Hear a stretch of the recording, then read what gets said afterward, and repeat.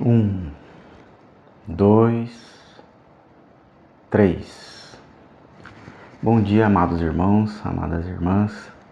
Mais uma vez estamos aqui para fazer um bate-papo espiritual, conversar sobre o nosso caminho, a nossa jornada e como isso tem nos afetado, como isso tem nos transformado, né? E, em maneira geral, como isso tem trazido ganhos em amor e felicidade para todos nós. Sejam bem-vindos. Bom, uma das coisas mais importantes que a gente percebe no caminho espiritual é justamente como o nosso comportamento muda através dos tempos em que a gente vai estudando, vai se aperfeiçoando, vai meditando, vai elaborando cada vez mais as lições, os ensinos que chegam para a gente, né?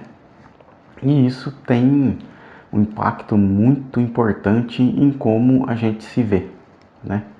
A realidade de como a gente se vê, né? Jesus trouxe uma frase muito importante, né?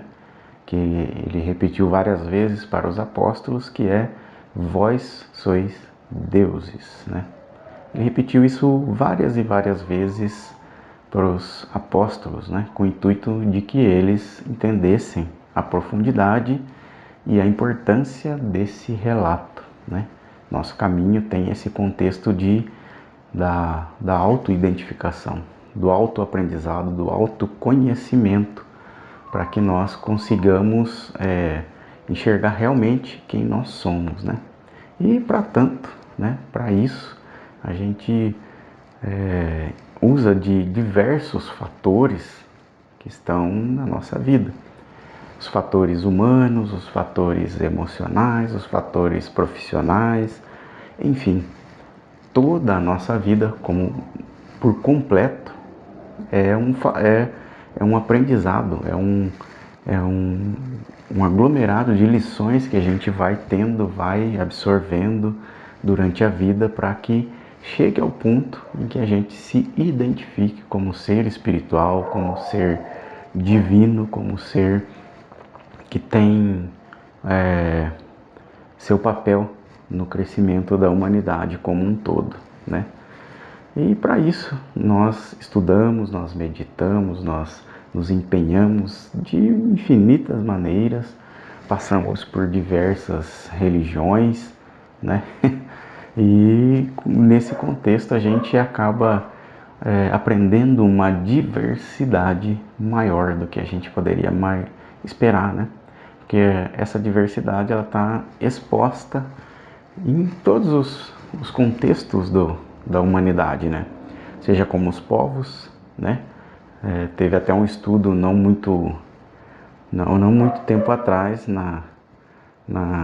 acho que na Universidade da Alemanha, em Munique, alguma coisa assim, eu não lembro bem agora, que eles fizeram um estudo genético aprofundado das famílias e das origens das famílias, né? Então eles acreditavam ainda que tinha muito essa questão de europeu puro, né? Alguma coisa assim, mas mesmo nas famílias mais tradicionais haviam misturas de vários povos, americanos, povos árabes, asiáticos, né? Da África também, né? Então não tem como fugir dessa diversidade que é o nosso aprendizado, que é a nossa vida, que é o nosso planeta. Tanto é que as plantas e todos os animais vieram também da mesma origem de vida, né? Então, por isso, toda essa diversidade tem um único ponto, que cientificamente são ali os primeiros mamíferos, né, que surgiram, né, e os primeiros seres aquáticos que surgiram e se for transferindo até chegar-se um ponto onde não se sabe mais de onde veio essa vida. Mas a gente já sabe de onde veio essa vida. Ela veio diretamente da vida de Deus. é uma consciência em expressão de Deus, né? Então, quando a gente chega nesse ponto, a gente começa a perceber uma das verdades espirituais, que é Deus está em todos os lugares. Se até uns escritos, um escrito ali bíblico ali que foi até rejeitado por algumas religiões, né? Tem ali que Jesus fala que não é preciso o templo de pedra. Se você erguer a pedra, lá estará Deus. Se você caminhar para algum lugar, lá estará Deus. Ou seja, Deus está em todos os lugares e é todas as coisas, né?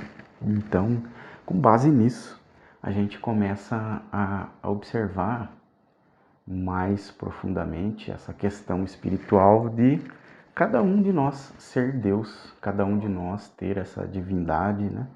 Mesmo que a gente não tenha a completo acesso aos potenciais divinos que o nosso ser tem, mas nós já temos essa identificação. Opa, peraí, já. Então, isso é muito importante. É tão importante que praticamente todos os mestres e professores espirituais,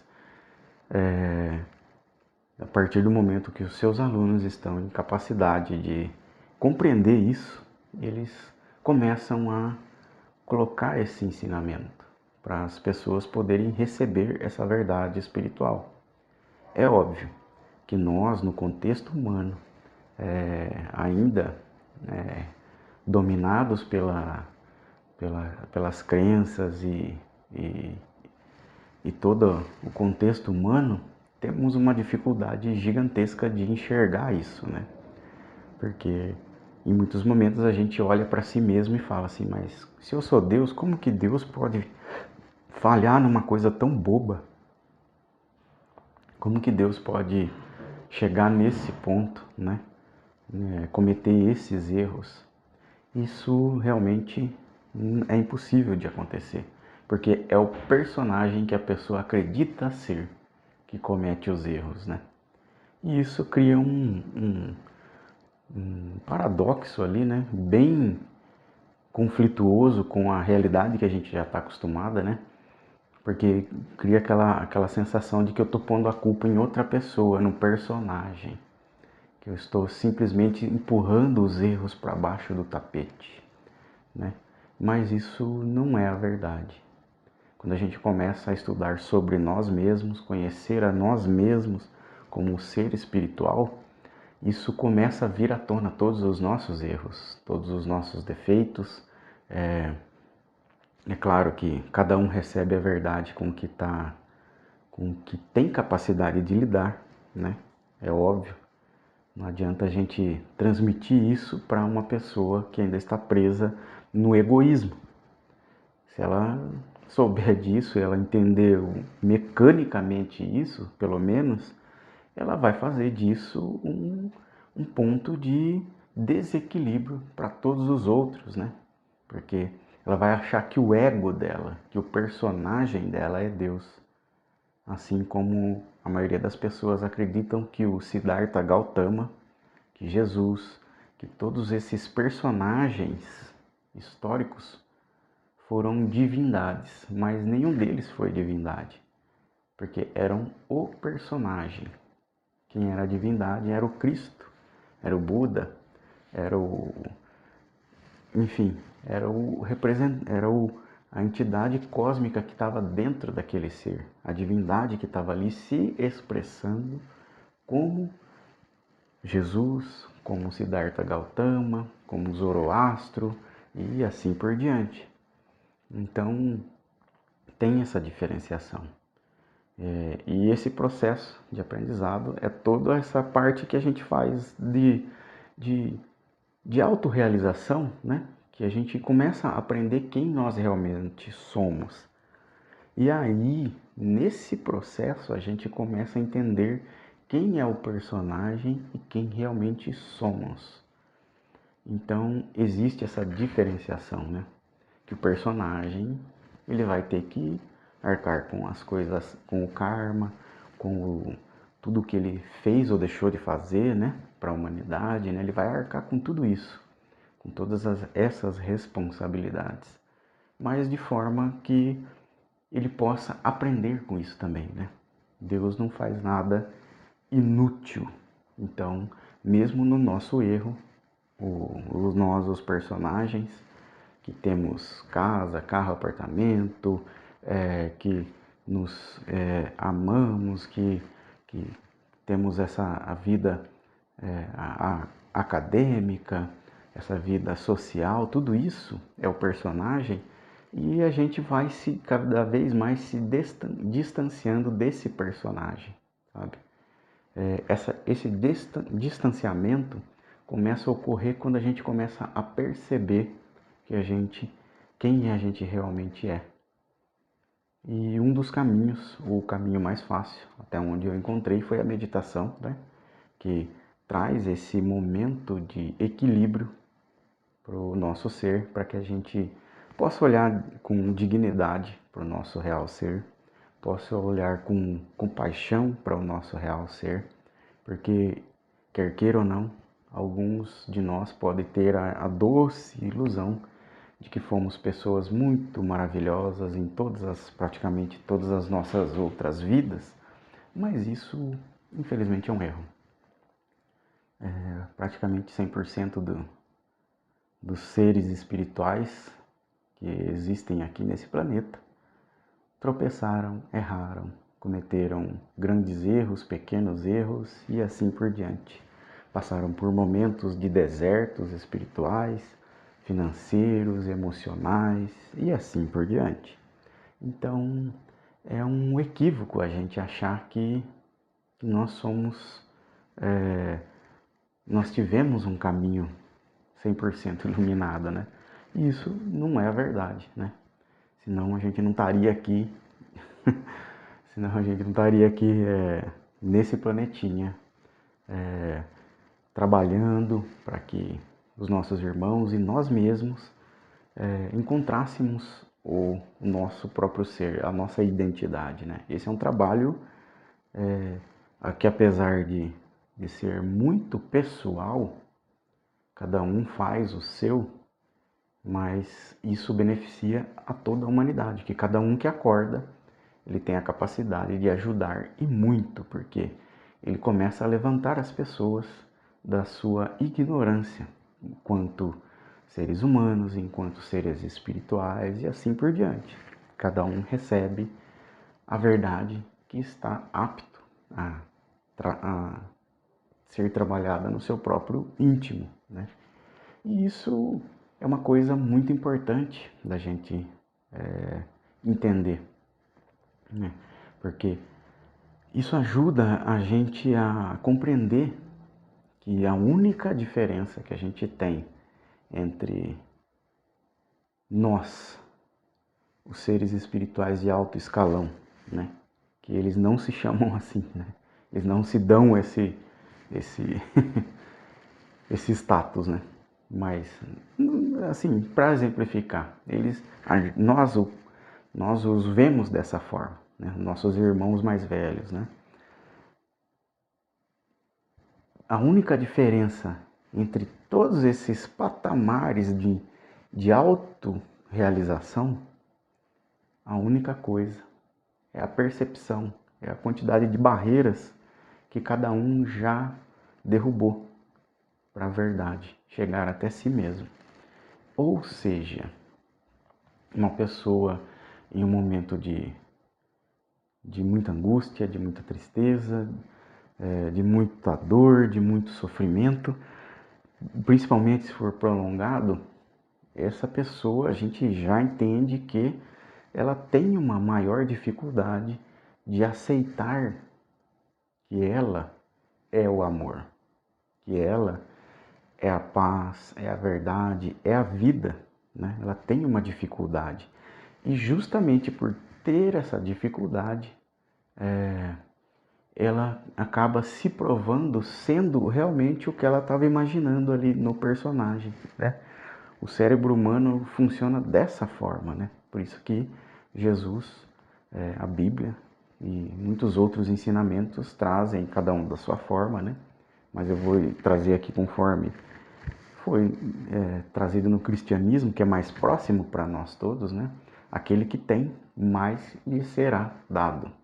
Aquele que não tem, até o que não tem lhe será retirado. Como que é isso? Né? Como que a gente traz isso para o cotidiano nosso? Né?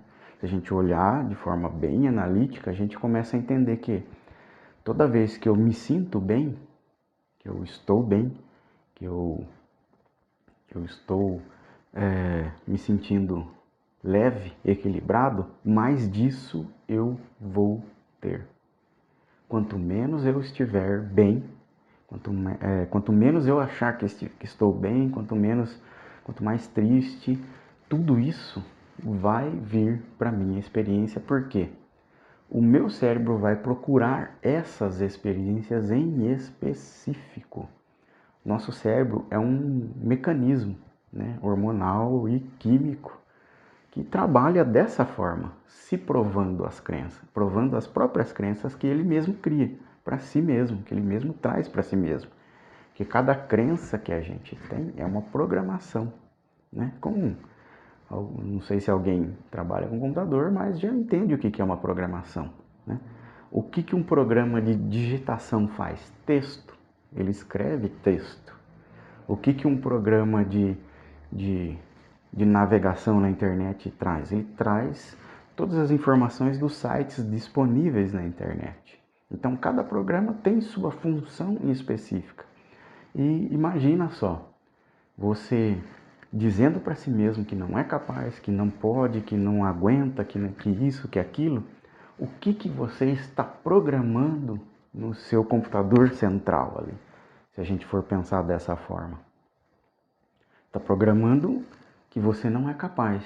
Então, dessa forma, todas as suas experiências vão ser pautadas por isso, porque vai vir o medo, vai vir a sensação de angústia e tudo mais, e você vai errar, você vai tropeçar, você vai se provar. O programa vai rodar em cima daquela configuração que você fez, negativa.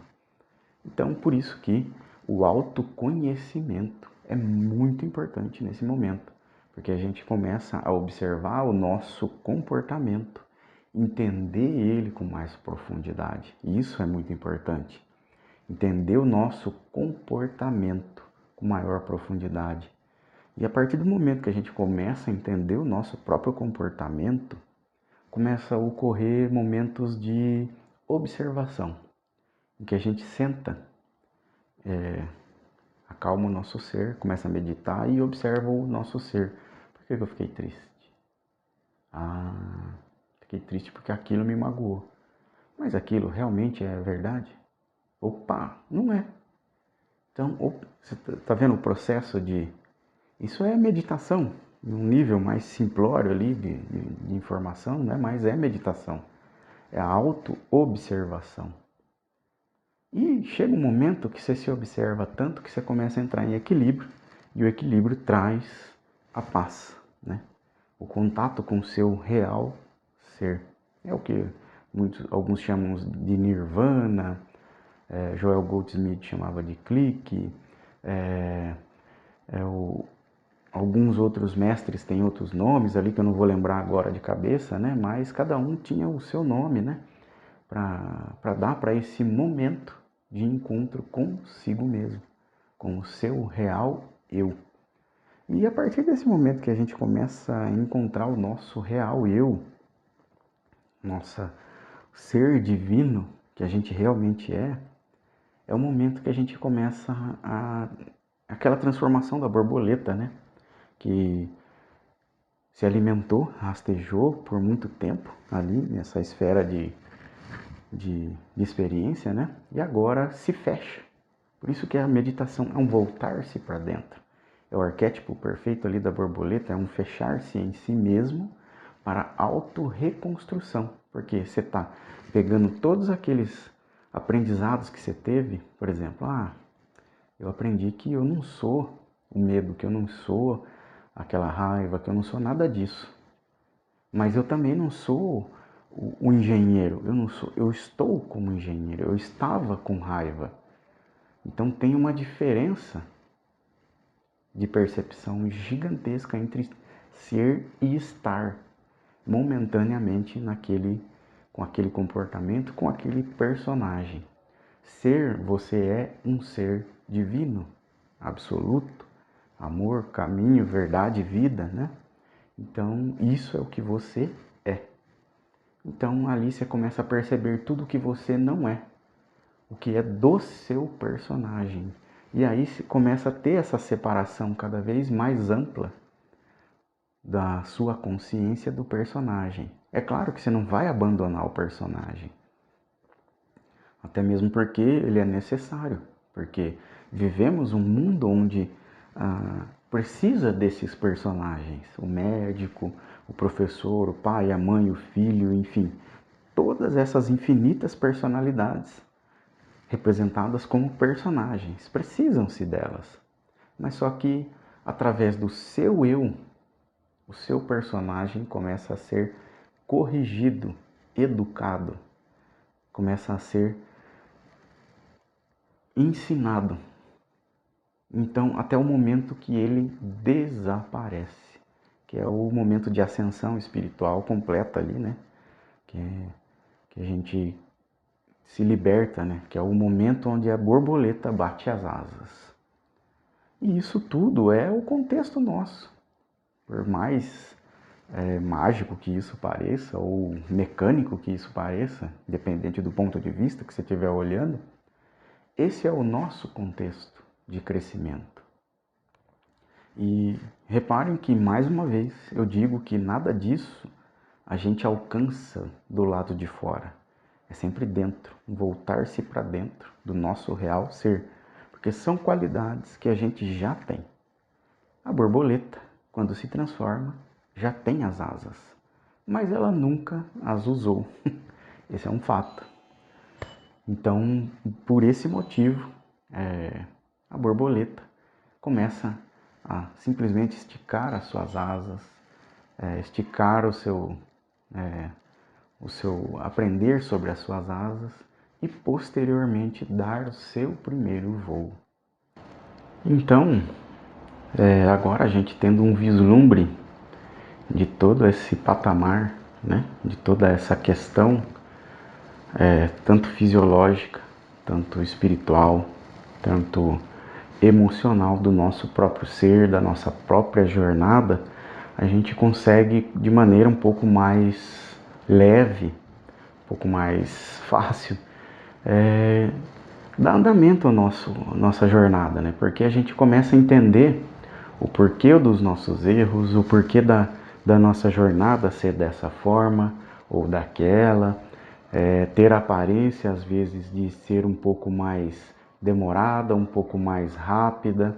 Então, a gente começa a entender todos esses aspectos da nossa jornada espiritual que vem desde o nosso primeiro momento de autoconsciência como um ser vivo ali numa tribo, né? E assim por diante, a gente começa a ter esse vislumbre de tudo isso, o porquê de cada experiência, né?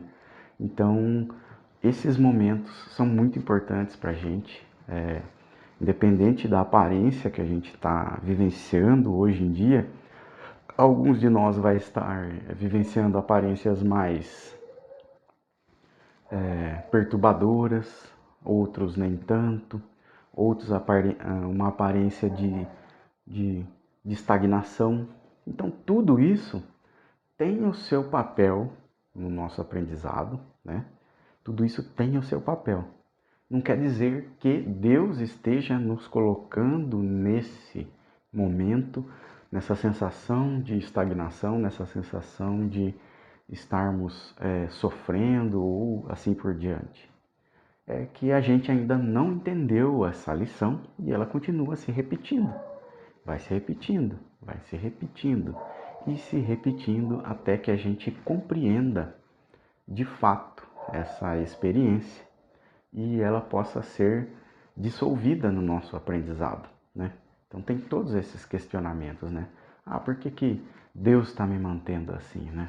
né? Nesse momento de sofrimento, que não passa, que não sai, que não sei o que lá mais, né?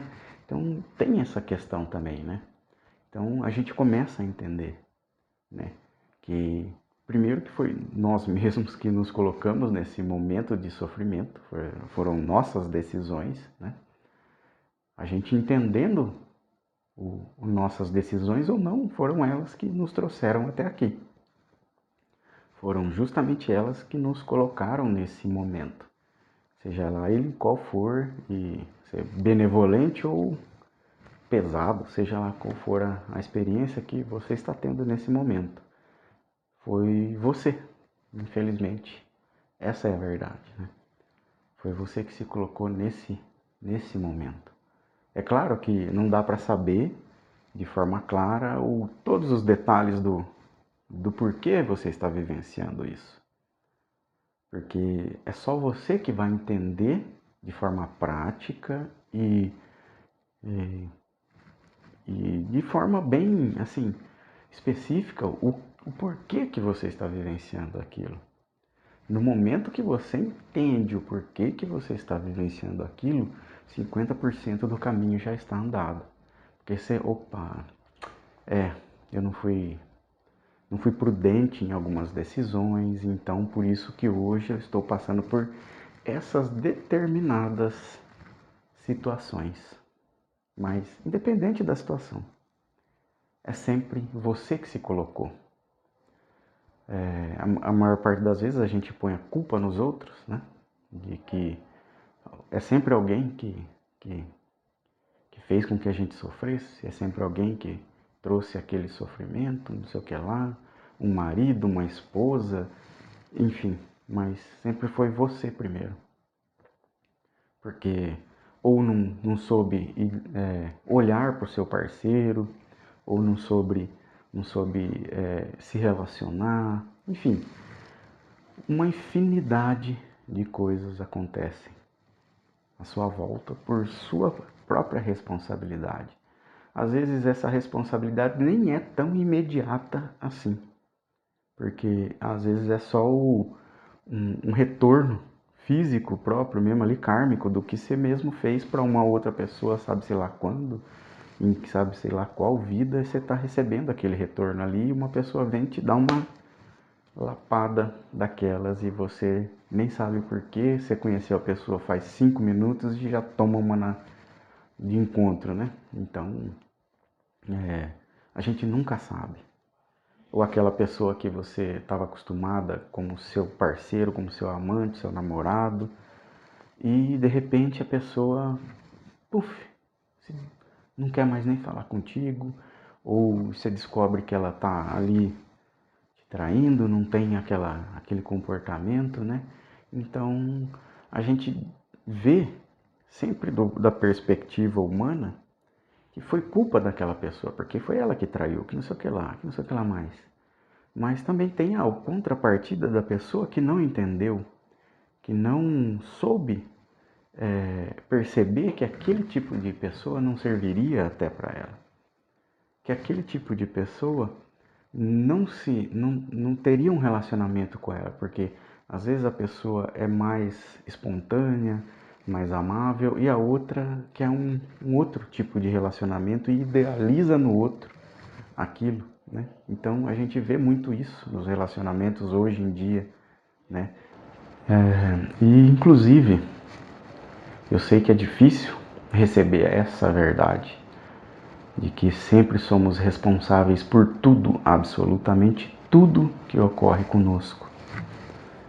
Porque justamente como eu disse antes, tem essa questão da aparência de que o outro foi responsável, de que o outro fez isso, fez aquilo, né? Então, a gente esquece que a nossa inconsciência também muitas vezes é responsável por não perceber a dor do outro, por não perceber o caminho do outro, por não respeitar o caminho do outro. Isso é uma coisa muito importante e que, assim, dificulta muito os relacionamentos entre pais e filhos, irmãos, cônjuges, né? Então, a não percepção do caminho do outro é uma das coisas que mais causa esse tipo de percepção, porque você não está entendendo o que o outro está passando, você não está sentindo o que o outro está passando, porque o outro quer uma coisa de você que você não tem, e por sua vez você quer uma coisa do outro que ele também não tem. Então esse tipo de conflito, de atrito, é muito comum nos relacionamentos.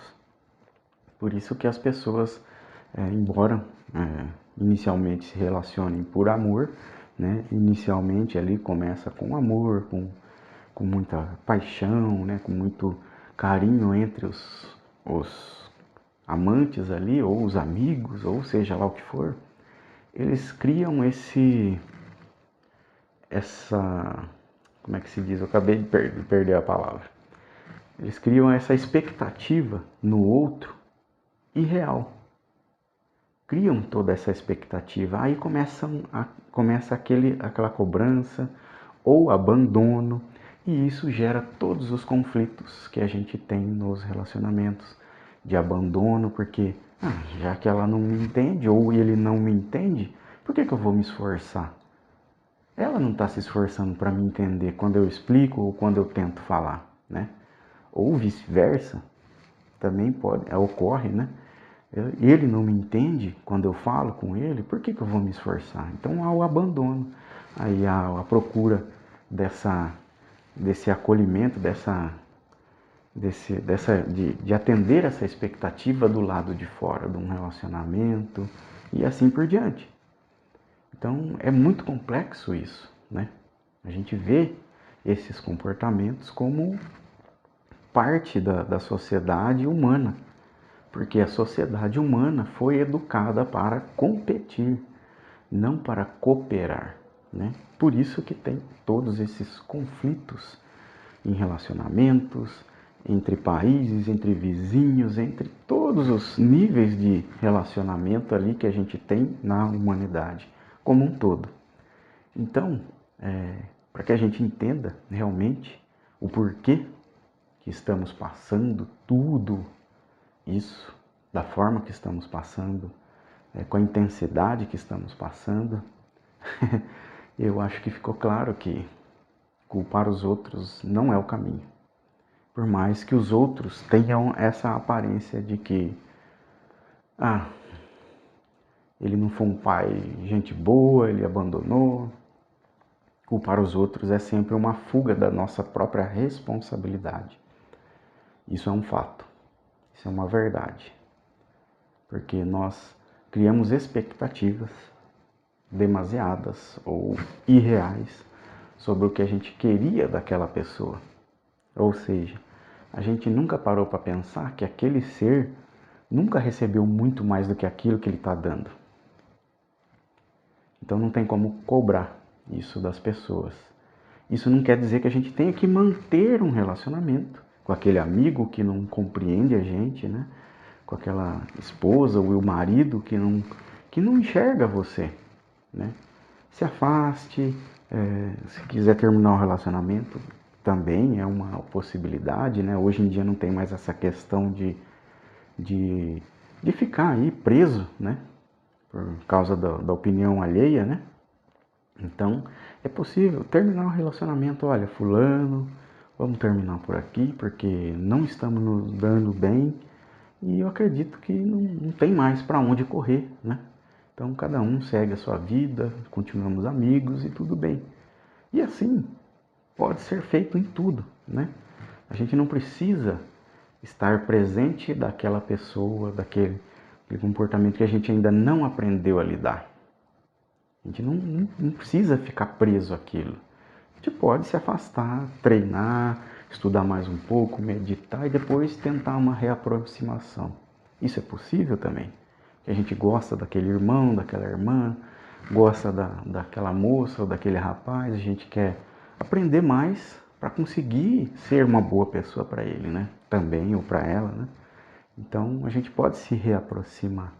E isso acontece, né? Justamente nas vidas e vidas que temos aqui.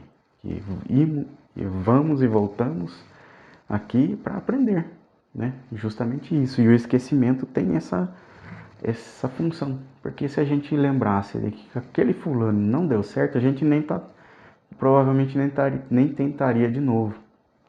Porque ainda tem aquela questão, mas fulano era não sei o que lá, fulano, então, pelo amor de Deus, né?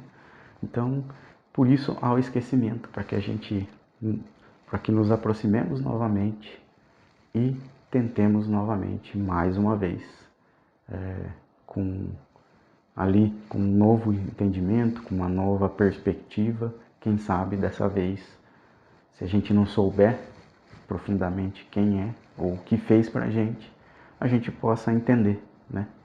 Então, esse é o vídeo, o bate-papo de hoje, né? Eu fui interrompido algumas vezes aqui, mas está tudo bem, está tudo certo, consegui gravar aqui. Eu agradeço de coração para todos vocês. Um beijo no coração de cada um de vocês e espero de coração que possa ter agregado alguma coisa ao seu entendimento espiritual, que isso te sirva de alguma coisa, mesmo que você não compreenda tudo nesse momento, que mais adiante sirva para a sua caminhada espiritual. Um beijão.